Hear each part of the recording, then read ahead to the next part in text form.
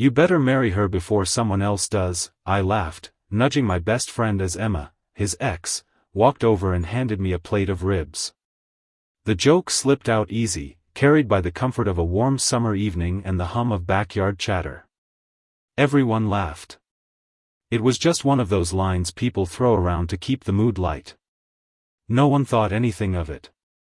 She was his ex, after all, beautiful, smart, kind, but history. Off limits. But in that moment, something happened. As I turned to thank her, our eyes met, just for a second, but long enough. Long enough for me to feel something unexpected rise up inside me. Not attraction, exactly. Not yet. Just curiosity. A pause in my chest. A quiet question neither of us said out loud. She smiled politely, but it was the kind of smile that didn't quite reach the eyes. I'd seen her in our circle before, always cheerful, always polite, but I'd never really seen her. Not like that. There was something tired in her expression, something that suggested maybe she was used to being a background character in other people's stories. I looked away first. What was I doing? It was just a joke. Harmless, right? But as the night went on, I found myself glancing at her more than once. Watching the way she listened when people spoke. How she made sure the kid who dropped his ice cream got a fresh one. How she laughed like she'd forgotten how. That stupid joke had cracked something open. And even though I didn't know it then, that crack was the start of everything. Because sometimes, the smallest moments, the ones you barely notice, are the ones that end up changing your entire life. I wasn't supposed to be there. I ducked into the little bookstore to escape the rain, half-soaked and bored, just killing time.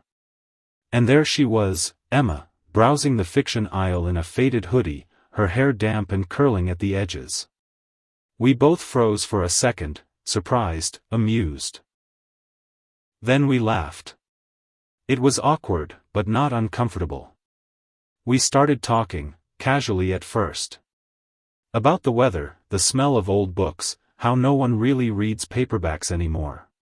But something shifted, the way it had back at the barbecue. The conversation deepened without either of us trying. She picked up a book she used to love and said it didn't hit the same anymore. Maybe it's me, she added with a shrug. Maybe growing up just makes everything feel thinner. I told her I knew what she meant. That people don't warn you how messy it is, learning to let go of who you thought you'd be, of who others wanted you to be. She looked at me, eyes suddenly serious, and said, "Funny how people only see the surface. No one ever asks how I'm really doing." So I asked. And this time, she didn't deflect or make a joke. She told me about the nights that felt too long. About being tired of pretending she was fine. About feeling like no one had really looked at her in years. We stood between the shelves, surrounded by stories, and for the first time, she told hers. And I listened. Something in me shifted again. Not because she was beautiful, but because she was honest. Vulnerable. Real. And somehow, through the rain and the pages and the silence, I realized, I didn't want this conversation to end. It was just past midnight when my phone lit up. Her name. I almost didn't answer, figured it was a mistake or maybe a pocket dial. But something told me to pick up. She was crying. Breathless. Sitting alone on the side of some unfamiliar road. Her voice cracked as she told me her date never showed up. Not even a text. Just silence. Then, quieter than I'd ever heard her speak, she asked, "Am I that easy to forget?" I didn't think. I didn't ask questions. I just grabbed my keys and drove, 2 hours through the dark, headlights cutting through the rain like a lifeline. I found her on a quiet shoulder, hugging her knees under a flickering street lamp, mascara streaked and soaked from the drizzle. I didn't say anything. Just sat next to her. Let her cry. Let her fall apart without asking her to explain. Eventually, I took off my jacket and wrapped it around her shoulders. She leaned into me, trembling but safe. And that's when it hit me, this wasn't about some guy who didn't show up. This was about every time she'd been overlooked. Every moment she gave her heart and got silence in return. Every time she had to smile and say she was okay when she wasn't. And all I could think was, no more. No more being invisible. No more almosts. I wanted her to know she didn't have to beg to be seen. That someone could show up, not out of guilt or pity, but out of choice. Because she mattered. That night, I realized it was never a joke. It had always been real. And I couldn't imagine letting her feel alone ever again. The air was crisp, and the leaves were starting to fall, gold, amber, and red, scattering like pieces of a story we'd both lived through. We sat on a park bench, side by side, not looking at each other. I'd rehearsed the words 100 times, but now they felt heavier than I expected.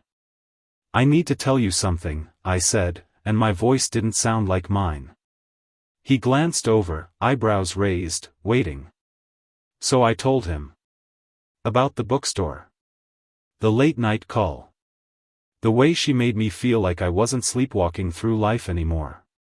The way I couldn't pretend it was nothing. He didn't speak. Just stared straight ahead, hands in his pockets. The silence dragged out, thick with everything unsaid. Finally, he took a breath. "You love her?" I nodded. "Yeah. I didn't mean for it to happen. But it did." He was quiet again. Then he said something I'll never forget. "I was the one who let her go. Not because I didn't care, but because I didn't know how to show up for her. If you can do that.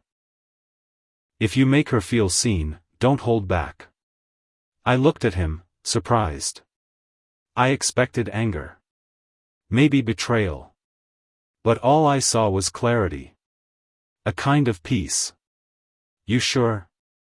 I asked. He smiled, small and sad.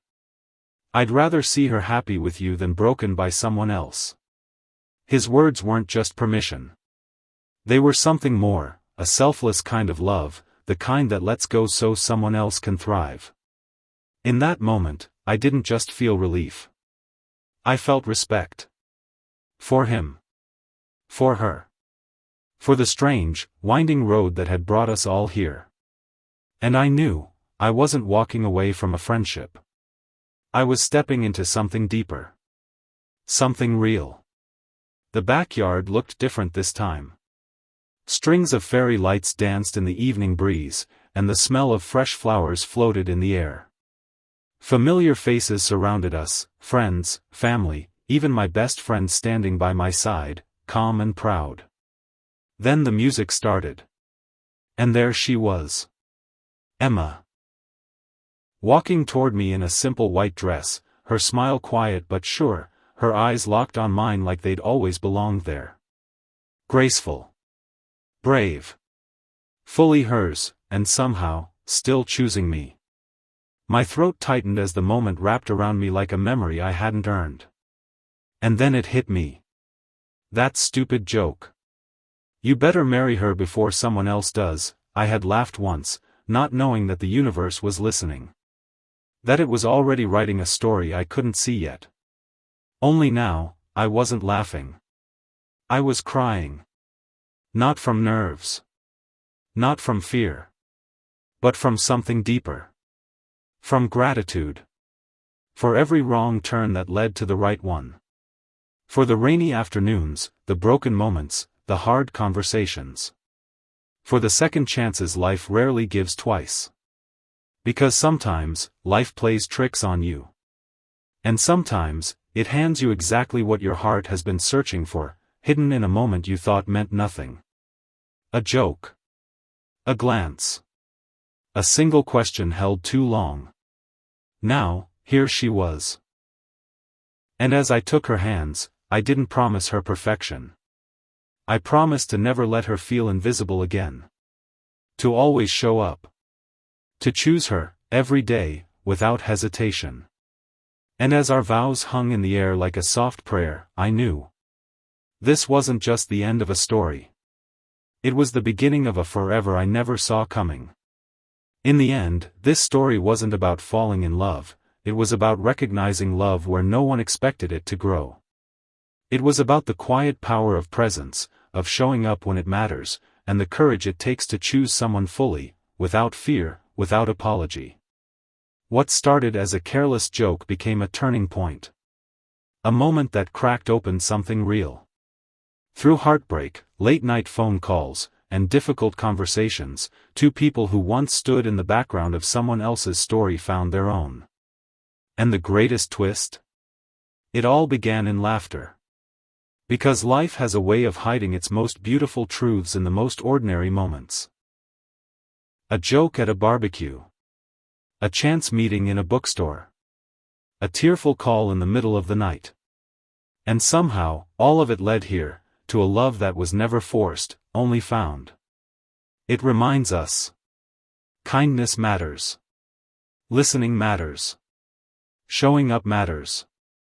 And sometimes, the people we're meant to love don't arrive with fireworks or fairy tales, but with quiet resilience, shared pain, and a willingness to be seen. So don't ignore the small moments. They might just be the beginning of everything.